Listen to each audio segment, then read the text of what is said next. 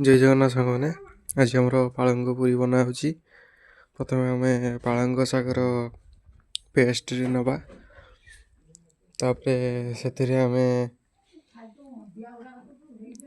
ଲୁଣ ମିଶାଇବା, ତାପରେ ଆମେ ଚିନି ମିଶାଇବା,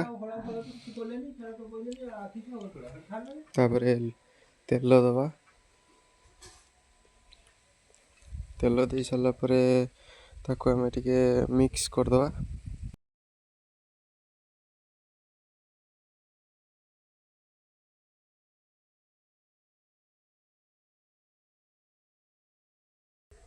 ଭଲ ରଙ୍ଗ ଗୋଳେଇ ସାରିଲା ପରେ ତାପରେ ତା'ର ପରିମାଣ ଅନୁସାରେ ଅଟା ନିଆହେବ। ଅଟାକୁ ଭଲ ରଙ୍ଗ ଫେଣ୍ଟା ହେବ। ସେମିତି ଆମର ପୁରୀ କରାଯାଏ, ଯେମିତି ଅଟା ଦଳାଯାଏ ସେମିତି ଆମର ଏଟା ବି ଗୋଳାଯିବ।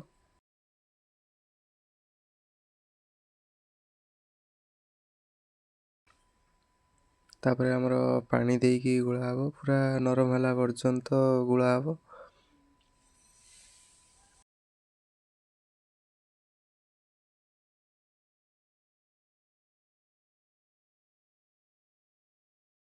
ଏବେ ଆମର ଅଟା ଦଳା ହେଇସାରିଛି। ତାପରେ ଆମର ଗୁଲି କରାଯିବ, ଗୁଲି କରାହେଇକି ବେଲା ହେବ। ଯେମିତି ଆମର ପୁରୀ ହୁଏ ସେମିତି ଏଟା ବି ହେବ।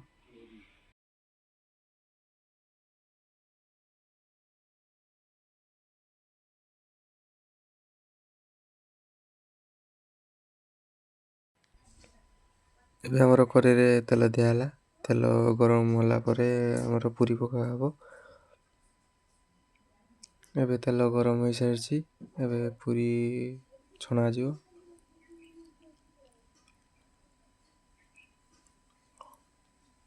ତାପରେ ଆମର ସାଇଡ଼ରେ ରଖା ହେଇଛି କୋବି, ବାଇଗଣ, ତାକୁ ବି ଛଣା ହେବ।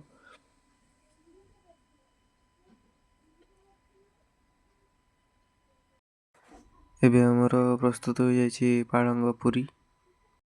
ତାପରେ ଆମର କୋବି ଛଣାଯିବ, ଫୁଲକୋବି।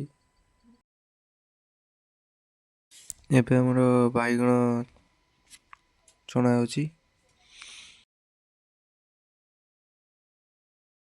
ଏବେ ଆମର ପ୍ରସ୍ତୁତ ହୋଇଯାଇଛି ପାଳଙ୍ଗ ପୁରୀ, ବାଇଗଣୀ ଆଉ ଫୁଲକୋବି ବଡ଼ା। ଭିଡ଼ିଓଟି ଭଲ ଲାଗିଥିଲେ ଲାଇକ୍ କରିବେ, ସେୟାର କରିବେ, କମେଣ୍ଟ କରିବେ। ଜୟ ଜଗନ୍ନାଥ।